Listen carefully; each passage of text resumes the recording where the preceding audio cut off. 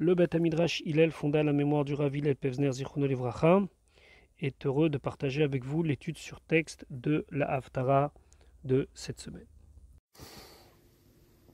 Bonjour et Boker Tov, nous allons étudier notre 4e cours sur la Haftara, habituellement lu Shabbat Rosh Chodesh. Notre étude se situe dans le livre de Yeshaya, aussi appelé Yeshayahu, chapitre 66, Perek Samervav, dernier chapitre du livre de Yeshayahu, Pasuk Raf, verset 20. Donc précédemment, nous avons vu qu'Akadosh Baruch Hu va punir les nations du monde, ou selon une deuxième lecture, ceux des Bnei Israël qui n'auraient pas respecté la parole d'Hachem, par une grande guerre qui s'appelle la guerre de Gog ou Magog, par le feu et par l'épée. De cette guerre, il y aura des rescapés, et ces rescapés vont aller raconter dans le monde entier, même dans les endroits les plus reculés, ce qu'il s'est passé et combien Akadosh Baruch Hu a lutté contre ceux qui se sont révoltés contre lui, et combien il a récompensé le peuple d'Israël.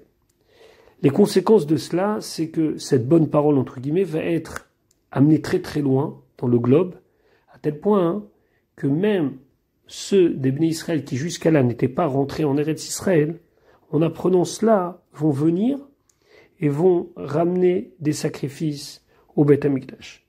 Et donc, dans le Pasuk Raf, il y a quelque chose qui est sous-entendu, c'est que les nations du monde, ceux qui ont été rescapés, et qui vont aller raconter la grandeur d'Akadosh Baruch Hu, ça va avoir un impact aussi sur les Bnei Israël.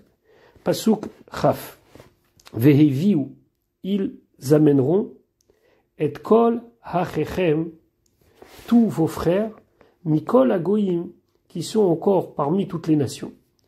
Et comment ils vont avoir cette prise de conscience? Grâce aux rescapés de la guerre de Gog ou Magog. Et eux, ils vont amener quoi? Mincha, une offrande, l'Hachem, pour Dieu. Et ceci, Bassoussim, en venant avec des chevaux, ou Varechev, en venant avec des chariots, ou Vatsabim, avec, alors c'est des, des charrettes qui sont recouverts, ou Baperadim, et avec des mules, ou Vakirkaot, et avec des danses, à la Arkochi, sur ma montagne sainte, Yerushalayim, Amar Hashem, ainsi Dieu dit. Kacher Yaviu Bnei Israël et Amincha, comme ils avaient l'habitude, les Bnei Israël, d'amener une offrande, Pichli Taor, dans un ustensile pur, Bet Hashem, dans la maison d'Hachem. Donc ici, première lecture, on parle des Bnei Israël qui étaient complètement éloignés et qui reviennent. Deuxième lecture, on peut comprendre que c'est aussi les nations du monde qui vont amener des sacrifices, des offrandes à Akadosh Baruch Hu. Alors, il y a un mot dans le Pasuk que l'on peut traduire différemment. Ou vakirkarot, ça désigne des danses d'après certaines traductions. C'est ce que Rashi dit Béchir, Mesachakim ou Mekarkerim, ils chantaient. Et d'autres parlent d'animaux. Alors, ou ce serait des chameaux, ou bien ce serait d'autres animaux. C'est une discussion pour comprendre ce que ça veut dire, mais nous avons traduit selon le sens simple, c'est-à-dire Rashi, le Metsudat Tzion, qui parle de chant et de danse. Et donc, ce retour-là se fera par une grande joie à Yerushalayim et par l'apport d'offrande. Et le Navi continue de dire Vegam mehem ekar, et même de eux je vais prendre. Donc première lecture des Bnei Israël qui étaient tellement éloignés et qui maintenant reviennent, ou bien des nations rescapées de Gog ou Magog qui viennent reconnaître la grandeur de Dieu. Vegam mehem ekar, et même de eux je vais prendre. La Kohanim, la Léviim, pour les Kohanim et pour les Léviim, Amar Hashem, ainsi Dieu dit. C'est ce que Rachid expliquait. Vega mem ekar, ça veut dire mina amim amevim otam. Je vais même prendre des offrandes des nations qui ont ramené les béné Israël. Et eux, je vais les prendre et je vais choisir parmi eux ceux que je vais accepter. Et il y a plus loin, d'après Rashi, qu'il va choisir parmi ces exilés qui sont de retour, les Kohanim et les Lévim qui sont aptes à cela. Pourquoi? Parce qu'a priori, étant donné qu'ils se sont tellement éloignés, ils n'auraient pas de part dans le service d'Akadosh Baruch Hu.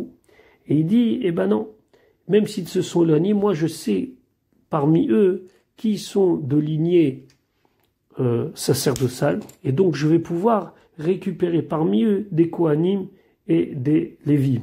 Et ça, c'est uniquement Akadosh Baruch Hu qui le sait. D'ailleurs, Rashi fait référence au fait qu'Akadosh Baruch Hu connaît toutes les choses, même les plus cachées, et donc toutes ces nations viendront en amenant avec eux des Bnei Israël, et parmi ces Bnei Israël, il y aura des offrandes, et parmi les nations, il y aura des offrandes, mais après, Akadosh Baruch Hu va faire un tri parmi les Bnei Israël, et va dire, tu sais, cette famille, c'est une famille de Kohanim, et ils vont réintégrer leur place au Beth Amikdash. Puis, le Navi continue, et quelque part, il va rassurer les Bnei Israël. On pourrait imaginer que toute cette situation tellement magnifique est une situation qui va disparaître de la même manière que précédemment le premier Beth Amikdash pour la génération d'Ishaya et pour nous le premier et le deuxième ont un jour disparu. Alors, au Pasuk Rav Bet, Akadosh Baruch Hu dit, ne pensez pas que c'est quelque chose qui va passer et qu'un jour tout va basculer vers le mal, Ki cha'asher hashamayim achadashim. Car comme les nouveaux cieux, on va revenir sur cette expression, Va'aretz achadasha, et la nouvelle terre, Asher ani aussi que je fais, Omdim lefanai, se tiennent devant moi éternellement, Neum Hashem, ainsi Hashem parle, Ken, ainsi Ya'amod zarachem, ainsi se tiendra votre descendance, Veshimchem, et votre nom, votre renommée, et plus personne ne pourra effacer le nom d'Israël sur la terre. Alors qu'est-ce que c'est cette histoire de nouvelle terre et de nouveaux cieux? Alors il y a des explications. Par exemple, le Ibn Ezra qui dit que lorsque Mashiach va venir, la terre et le ciel vont fournir une nouvelle énergie, entre guillemets.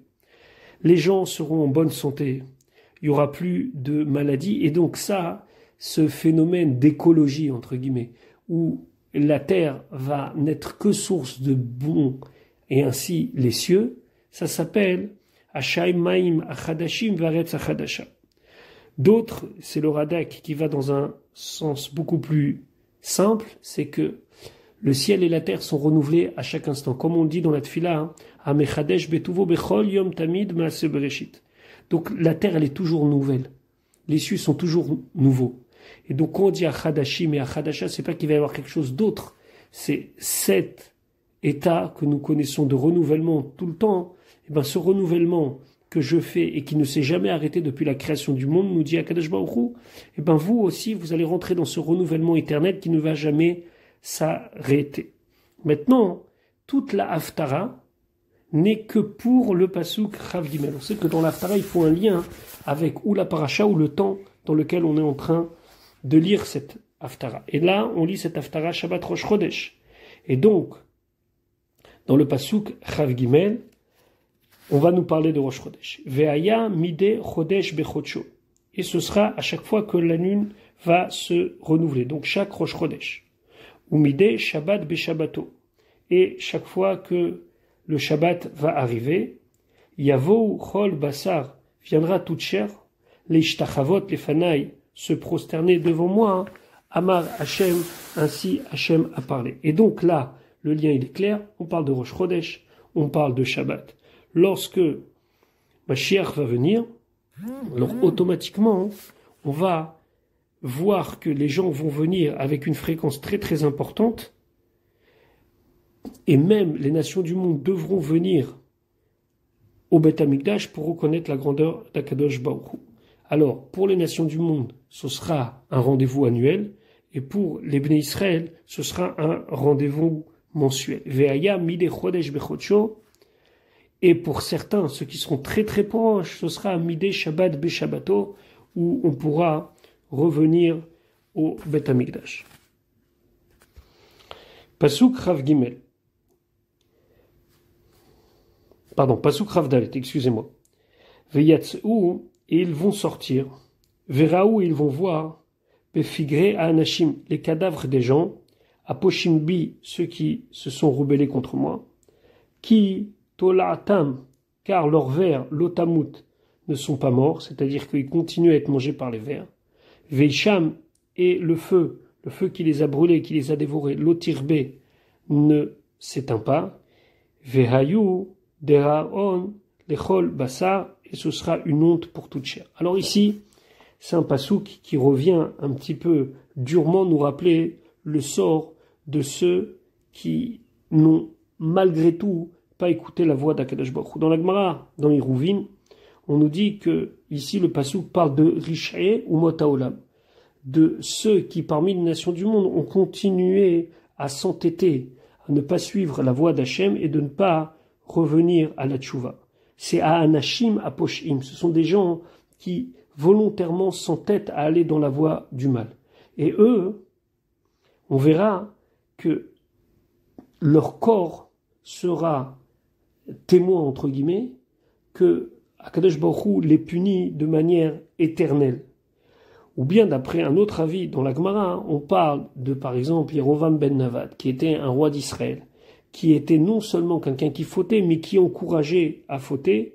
Et donc, lorsqu'ils vont venir à Yerushalayim, que ce soit de loin ou que ce soit de près, que ce soit de manière annuelle ou que ce soit de manière mensuelle, ils verront le sort réservé à ceux qui se sont révoltés contre Akadosh Baruch Hu.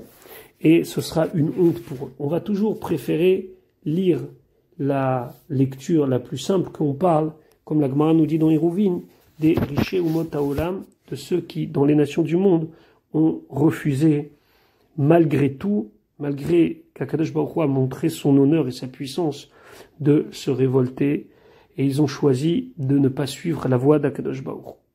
Ça, c'est le dernier pasouk du Sefer de Ishaya, du Sefer de Isaïe, et normalement, c'est comme ça que on devrait conclure l'Haftarah. Seulement, on a un principe de Mesaimim Betov, il faut toujours terminer avec quelque chose de positif et jamais terminer une Haftarah avec un pasouk négatif. C'est la raison pour laquelle la tradition veut qu'on reprend le pasouk Chav Gimel, le pasouk 23, celui qui nous dit Ve'aya mideh chodesh bechodsho ou mideh shabbat beshabbato, ce sera de manière mensuelle ou de manière hebdomadaire.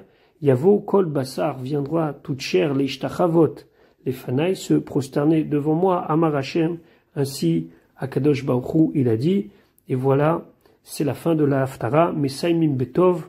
On finit avec un pasouk de bonne nouvelle, entre guillemets, que Be'ezrat Hashem, très, très prochainement, nous allons pouvoir retourner à Yerushalayim de manière hebdomadaire, mensuelle ou annuelle pour servir à Kadosh Baruch.